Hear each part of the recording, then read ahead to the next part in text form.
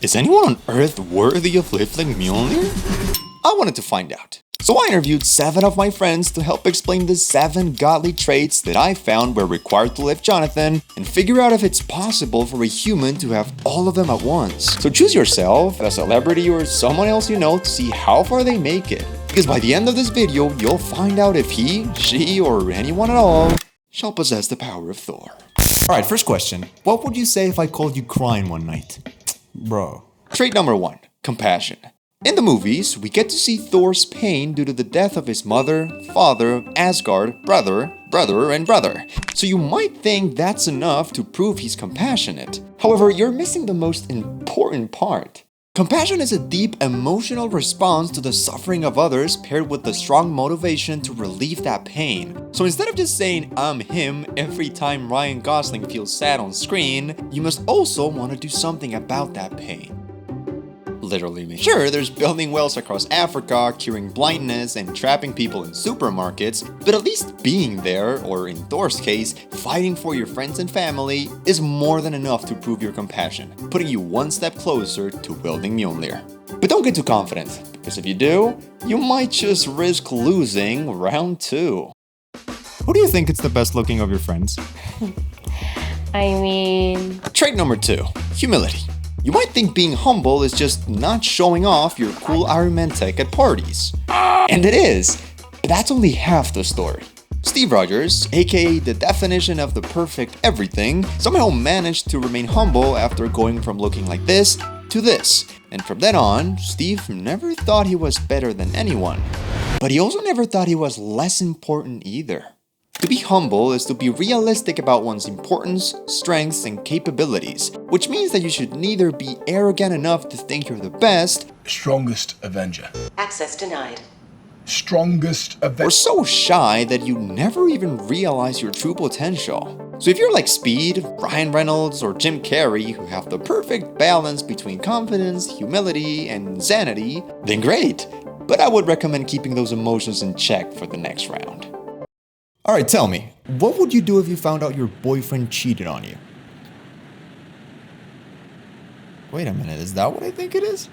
What? Oh, Trait number 3, restraint. Believe it or not, one of the requirements to be able to wield Mjonlir is to know when not to. So when Cap refused to fight his best friend, or when he showed mercy to his other best friend, he was displaying restraint, the act of controlling emotions, actions, or impulses. So although breaking your setup or giving into a full month drinking spree once a year might not make you unworthy, screaming at paparazzi, smacking people on live TV, being a regular at Waffle House, and having violence on speed dial means that you unfortunately don't make it through this round. But if you've already made it this far, they say subscribing to the channel gives you worthiness points. I don't know, I think it's worth a shot. Question 4. Would you steal money from a stranger? Nah, never. But what if he never finds out? Trait number 4, nobility. Now be honest, have you ever done something illegal or wrong simply because nobody was watching? That man is playing Galaga. Maybe you went over the speed limit, stole something from a store, or said you were busy when you were actually free as hell?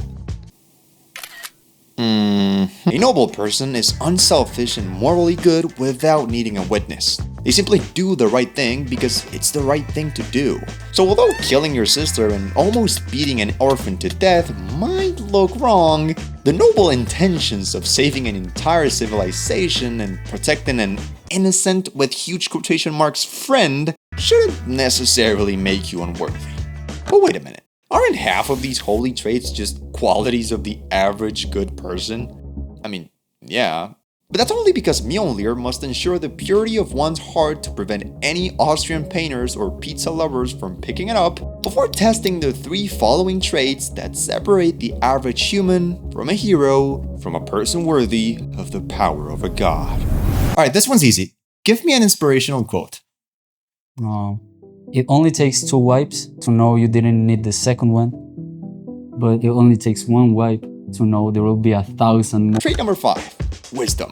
Not to be confused with intelligence, wisdom is the ability to apply knowledge and experience to make the right decisions. And since most of you guys, including my 19-year-old ass, hardly go over 30, you would think it's over for us. I'm not 50! But you don't really have to be. Wisdom isn't about how much knowledge you have, it's about how you use it. Cap being experienced enough to lead a battalion across Europe to defeat Hydra, or Thor having ancient knowledge about the 9 realms, means that while not the most brilliant, I know this, son of Cole. they still have lived through enough battles and hardships to know how to make the best and hardest decisions, even when the world depends on it. Unfortunately, I'm not ready to take on that sort of responsibility. And yet the scariest part is that not even Spider-Man is. What would you do if I showed up to your house with one of these? Trait number 6, Warrior Spirit. Also known as the one reason Peter Parker wouldn't be able to lift Mjonlir. You see, the hammer knows that war is kind of chaotic. So while being pure of heart is required to lift it, fighting Thanos with nobility and restraint will only get you so far. This means that you must also be able to look fear in its eye and be ready to fight, kill, and sacrifice yourself if it was necessary. I'm sure this shot is enough to explain what I mean. This is where a lot of people get confused and wonder why Spider-Man isn't worthy if he's willing to fight and sacrifice himself for the people he loves. And it's because although Peter has every other trait, he draws the line at killing. Something that Mjonlir requires its wielder to be able to do if the situation arises. Therefore, you'll never see someone like Mahatma Gandhi, Mother Teresa, or Peter Parker lifting the hammer regardless of their traits. So you either vow to kill if necessary and move on to the final round, or you listen to your heart and stay friendly like Spider-Man. It's your choice. Or is it? Alright, so according to this, it looks like you have everything that it takes to wield Mjonlir. So what, do you think you could lift the hammer? Maybe. Wait, sorry, say that again? I mean, I guess.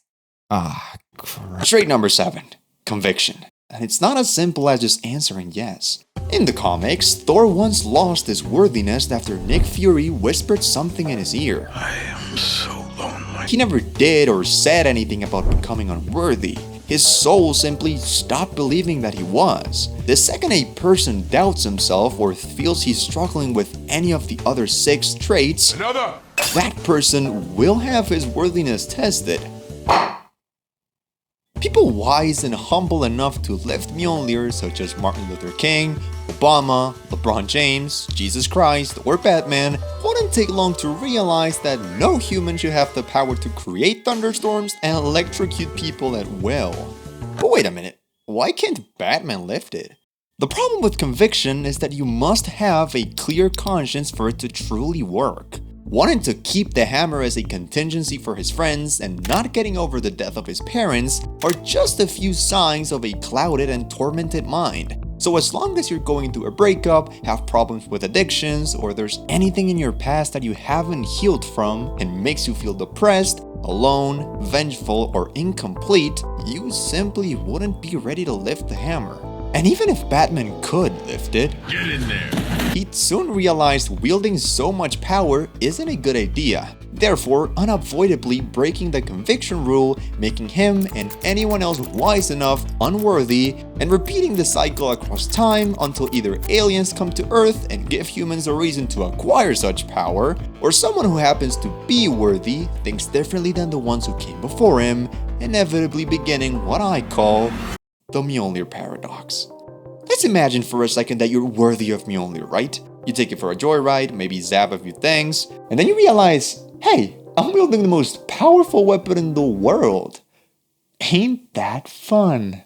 So you find yourself between the 2 outcomes of the paradox. Either you spend enough time with Mjonlir that you begin doubting your worthiness and ultimately reaching the conclusion that it's best to keep the mass destruction weapon locked up, just like previous wielders did, or you begin to get corrupted by the unlimited power that you have in the palm of your hand and suddenly, you're no longer worthy.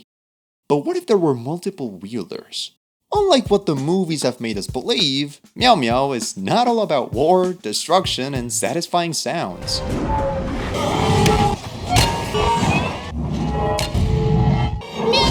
They are pretty cool though. Instead, we could group all the worthy people on Earth and make them take turns using Mjonlir to manipulate the weather, generate electricity, and go as far into space as they can. Which, in real-world usage, means no more natural disasters, unlimited and clean energy around the globe, and space exploration. This means that if the person you chose is compassionate, humble, calm, noble, wise, has a warrior spirit, and has a clear conscience, then he or she should be worthy. So yeah, maybe it's hard, but there are people on Earth worthy of lifting Mjonlir. There just isn't a way to prove it. Yet. And if you want to know if superheroes exist, watch this video next. And as always, thanks for watching.